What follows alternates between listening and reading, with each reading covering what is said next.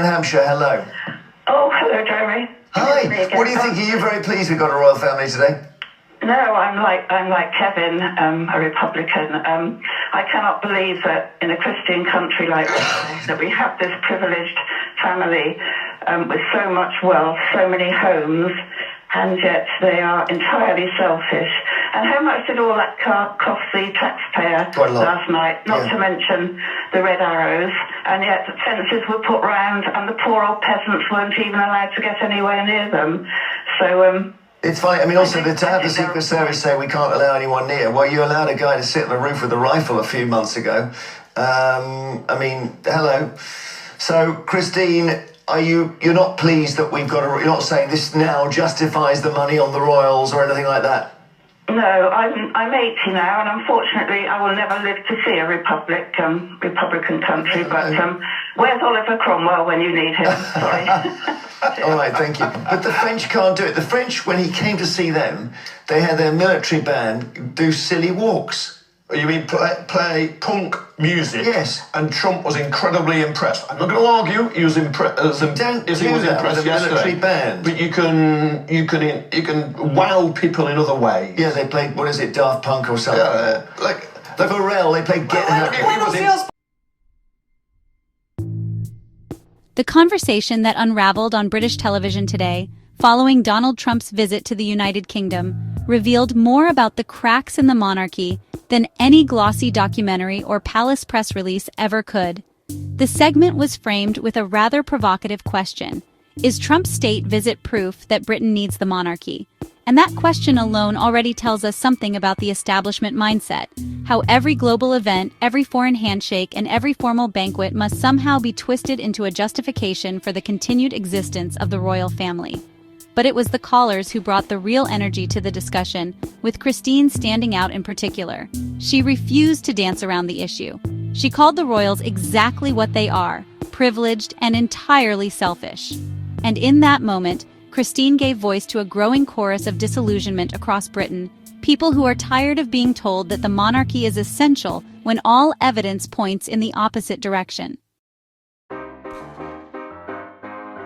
Let's pause and examine the irony of it all.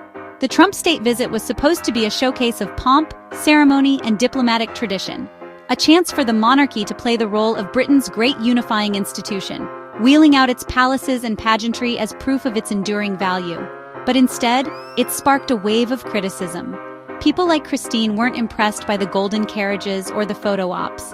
They weren't swayed by the polite dinners or the choreographed smiles. What they saw was a transactional performance, an empty spectacle designed to convince the public that the monarchy is somehow still relevant. And the fact that ordinary people are no longer buying it speaks volumes.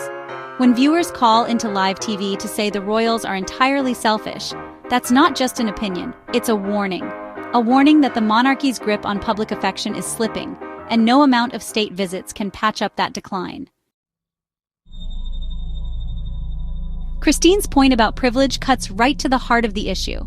The royals live in palaces funded by taxpayers, shielded by centuries of inherited wealth and influence.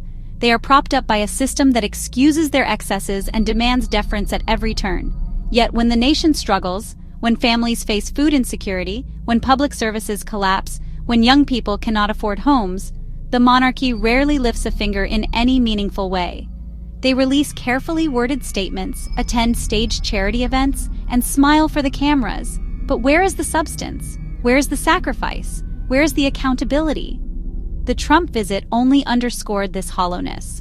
While millions of ordinary Britons rolled their eyes at the circus of it all, the palace insisted that this kind of spectacle is proof of their necessity. But as Christine rightly pointed out, it only exposes their selfishness, the constant need to center themselves, to remind the public of their supposed importance, even when the public is increasingly unimpressed. The media tried desperately to spin Trump's visit as a validation of monarchy. They said the Queen hosting Trump showed Britain's soft power. They said the pomp reassured allies and made Britain look grander on the world stage. But ask yourself this: did Britain really gain anything from that visit that it couldn't have achieved through elected officials? Did the monarchy negotiate trade deals? Did they mend political rifts? Or did they simply provide a backdrop for photo opportunities? Christine's blunt words cut through the illusion. These people are not indispensable, they are ornamental, and the cost of maintaining that ornamentation is borne by taxpayers, at a time when the country can least afford it.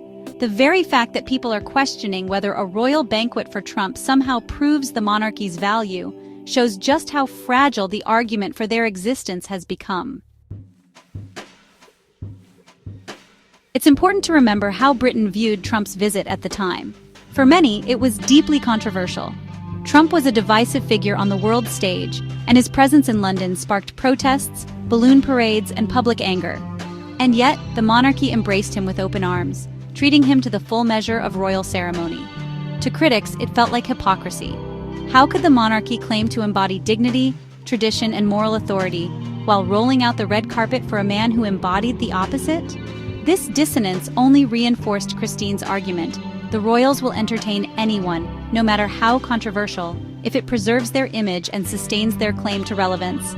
And that willingness to prioritize themselves over principle is the very definition of selfishness. What struck me most in Christine's intervention was not just the words themselves, but the tone behind them. There was no deference, no attempt to soften the blow. It was direct, unvarnished truth.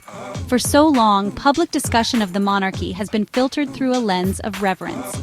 Callers, commentators, and politicians alike have tiptoed around criticism, afraid of appearing unpatriotic.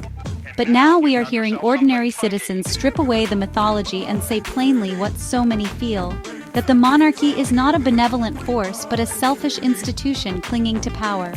Christine represented a shift in the national mood, a refusal to play along with the script, a demand for honesty about what the monarchy truly is.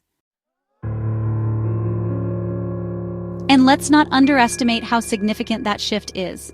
The monarchy has always relied on the illusion of unanimous support. They thrive on carefully choreographed images of crowds waving flags on front pages that gush over every ribbon cutting. But when you put the question directly to the people, when you ask if the monarchy is truly valuable, you get moments like Christine's call. You get raw truths that puncture the bubble of royal PR. And what makes it more damning is that it happened on live television, in a format the monarchy cannot control. They can silence newspapers through access deals, they can restrict journalists, but they cannot stop people like Christine from phoning in and speaking their mind. That is where the monarchy is most vulnerable, in the unfiltered voices of the public. Now consider the timing. Britain is facing immense challenges: economic instability, political divisions, and honestly, an identity crisis in the wake of Brexit. In this context, clinging to a monarchy that demands constant funding and deference feels, well, increasingly out of touch. The Trump visit, rather than proving the monarchy's worth, actually highlighted its absurdity. Britain doesn't need royal pageantry to define itself on the global stage. It needs competent leadership, accountable institutions, and a vision for the future. Christine understood this instinctively. She knew that the pomp of Trump's banquet was not a sign of strength, but a mask, a distraction from the deeper issues facing the country. What Christine's call symbolizes is a broader awakening. People are questioning not just the monarchy's relevance, but its morality. They're asking why a family that has inherited untold riches should be celebrated for entertaining controversial leaders, while the rest of the country bears the consequences of poor governance and economic decline. They are asking why we should believe in an institution that has shown time and again that its primary concern is survival, not service. And they are realizing that the answer is simple. We shouldn't. The monarchy is not a solution. It is a burden. In the end, Trump's visit didn't prove that Britain needs the monarchy. It proved the opposite. It proved that the monarchy is desperate to justify itself, willing to leverage even the most divisive political figures as props in its ongoing drama of self-preservation. And thanks to voices like Christine's, that desperation is being exposed in real time. The British people are no longer willing to be dazzled by gold-plated carriages and polite dinners. They are demanding accountability, relevance, and fairness. And the monarchy, rooted in selfishness and privilege, has none of those to offer. That is why Christine's words hit so hard. They weren't just a critique of one state visit. They were a verdict on the monarchy itself. And if the palace is paying attention, they should be worried, because the tide is turning and no amount of pageantry will stop it.